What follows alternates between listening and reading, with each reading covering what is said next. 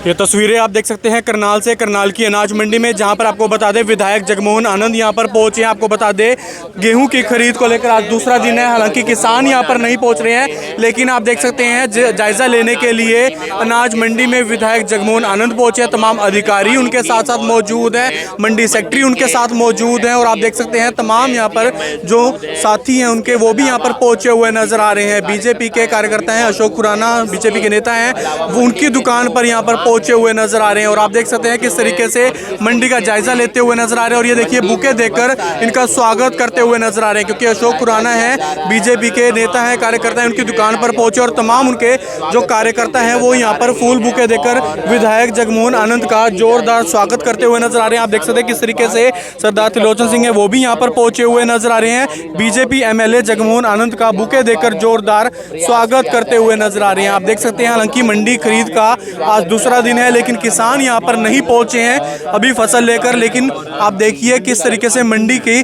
जो जायजा है वो लेने के लिए आज बीजेपी के विधायक जगमोहन आनंद यहाँ पर पहुंचे हुए नजर आ रहे हैं। हालांकि आने वाले समय में किसानों को कोई भी परेशानी ना हो, सुविधाएं मिल सके भरपूर, उसको लेकर आज जायजा लेने के लिए आप देख सकते हैं बीजेपी के विधायक जगमोहन आनंद करनाल की अनाज मंडी में पहुंचे हैं, जहां पर तमाम लोग उनका फूल बुके देकर जोरदार स्वागत करते हुए नजर आ रहे हैं। तस्वीरें आप देख सकते हैं करनाल की मेयर रेणुबाला गुप्ता करनाल की नई अनाज मंडी में पहुंची। हालांकि आपको बता दें गेहूं की खरीद का आज दूसरा दिन है, उसको लेकर आप देखते हैं किस तरीके से जायजा लेते हुए नजर आ रहे हैं। हालांकि आप देख सकते हैं अशोक खुराना है, हाल ही में बीजेपी ज्वाइन की थी, उनका जोरदार स्वागत करते हुए नजर आ रहे हैं। आप सबका आज हनुमान जयंती पर यहाँ पहुँचने पर बहुत बहुत स्वागत है।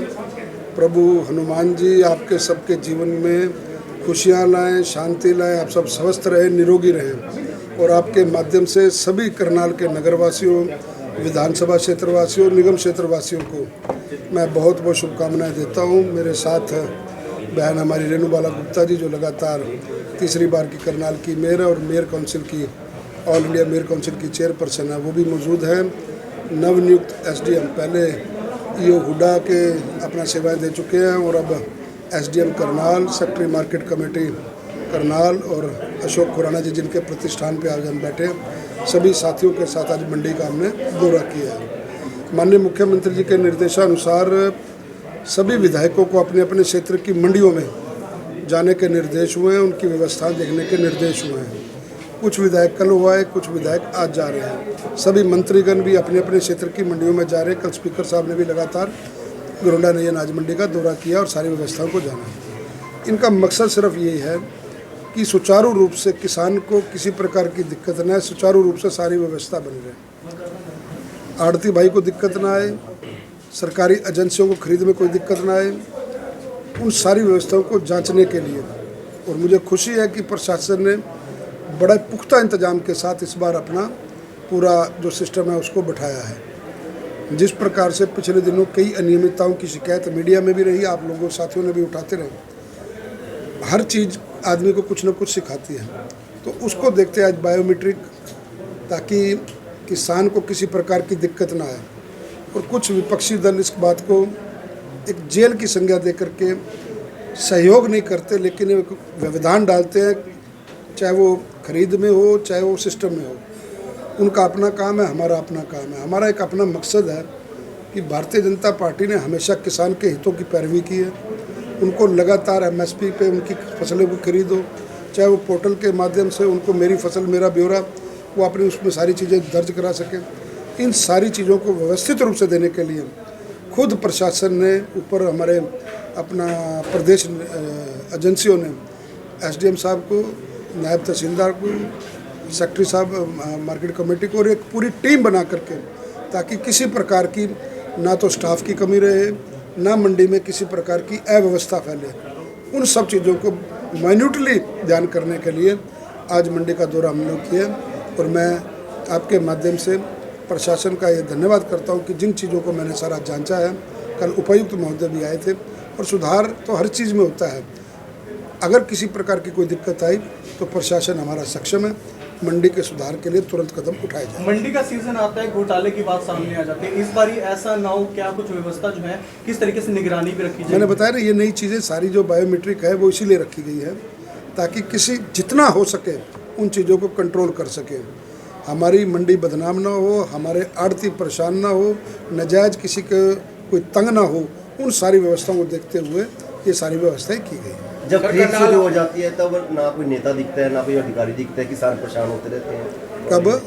जब खरीद शुरू हो जाती है, पीक टाइम आ जाएगा। खरीद शुरू हो तो गई 1 तारीख से। नहीं, अभी खरीद तो नहीं आई किसान जी, गेहूँ तो नहीं आई सर अभी। कोई नहीं, अब आपको दिखूंगा मैं, चिंता मत करो। मैं और कांग्रेस आज प्रदर्शन कर रही है, किस बात का? बायोमेट्रिक का विरोध कर रही है। मैंने क्या कहा, उन्होंने हर उस व्यवस्था का विरोध करना है।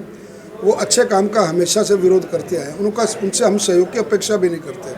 वो हर चीज़ में राजनीति ढूंढते हैं, बल्कि उनको ये सहयोग करना चाहिए। सरकार कोई अच्छी व्यवस्था बनाती है तो उनको बताना चाहिए। विधानसभा में तो शोर डालेंगे कि व्यवस्था नहीं है, प्रशासन व्यवस्था नहीं करता, सरकार व्यवस्था नहीं करती। और जब सरकार अच्छे कदम उठाती है, सुधारात्मक कदम उठाती है, चाहे वो किसानों के हित के लिए हो, चाहे आड़ती के हित के लिए हो, तो उसका फिर वो धरना प्रदर्शन विरोध करके भोले भाले किसानों को उकसाती है, ताकि वो धरने प्रदर्शन में जाएं, लाठी डंडे पिटवाने के लिए किसान, और ये सब लोग अपने अपने घरों में चले जाएंगे। ये कभी भी इस देश का भला नहीं कर सकते। इन्होंने हमेशा से कभी न कभी किसानों के ऊपर राजनीति करेंगे, कभी किसी कानून के ऊपर राजनीति करेंगे, कभी किसी सुधार के ऊपर राजनीति करेंगे। हर अच्छे काम का इन्होंने विरोध किया। इनसे हम कोई सहयोग की अपेक्षा भी नहीं। सर, ट्रॉली नंबर, जैसे कि ट्रॉली के ऊपर नंबर भी चाहिए, लेकिन बहुत सी ट्रॉलियां ऐसे देखते हैं कि नंबर नहीं होते, तो ट्रॉली का कोई प्रावधान नहीं है। सब गाड़ियों के नंबर इन एंड आउट, गाड़ी खाली करके जाएगी। मुझे सेक्रेटरी साहब ने बताया गाड़ी खाली करके जाएगी, उसकी भी वीडियोग्राफी होगी। प्रॉपर जीपीएस सिस्टम है। गाड़ी लोड होकर के कितने बजे, और एक और अच्छी बात है, पोर्टल में तो इस बार वजन भी बता दिया गया कि इतना वजन गेट पास काटते ही वजन का भी उसमें रहेगा। और गाड़ी खाली होकर के गाड़ी का रूट का है, कहाँ तक जा रही है, उसको वो भी जीपीएस में ऑटोमेटिक ट्रैकिंग सिस्टम पे रहेगा। तो मैंने कहा कुल मिलाकर के व्यवस्था अच्छी है। व्यवस्था को कोई भी नई व्यवस्था बनाते हैं, शुरुआत के 1-2 दिन व्यवस्था बनाने में लगते हैं।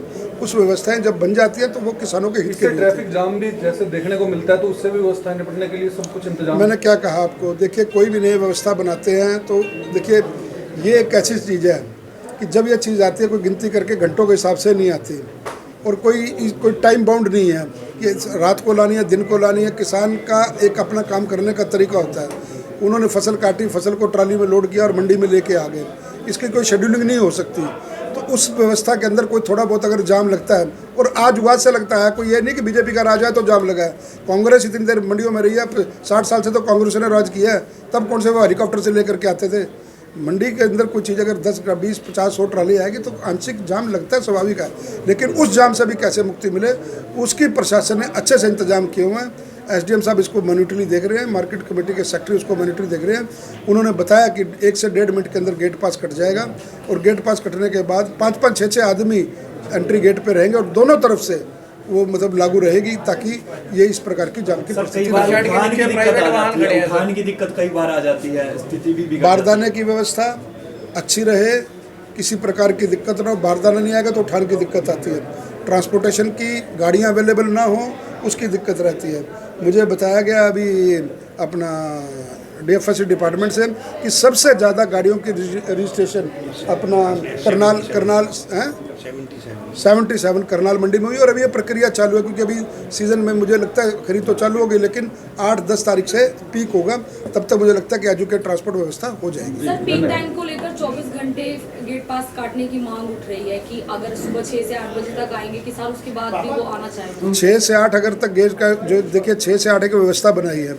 अगर लगेगा कि भी एक प्रेशर आ गया और पीक टाइम आ गया, तो प्रशासन की हर चीज़ पर खुली नज़र है, उसमें रखेंगे। अगर व्यवस्था बढ़ानी पड़ेगी, टाइम बढ़ाना पड़ेगा तो बढ़ाएंगे।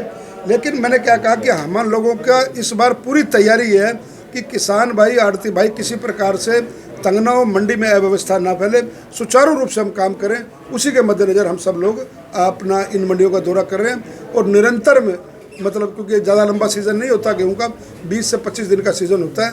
20-25 दिन के सीज़न में लगातार मंडी की एक जो चीज़ है उसके ऊपर हम सबकी नज़र रहेगी। हो चुकी है, और उसके लिए निमित्त आज हमारे विधायक भाई जगमोहन आनंद जी ने मंडी का दौरा भी किया है, सारी जांच परख की है, प्रशासन से पूरी तरह से बातचीत की है, ताकि एक अच्छी व्यवस्था हो सके।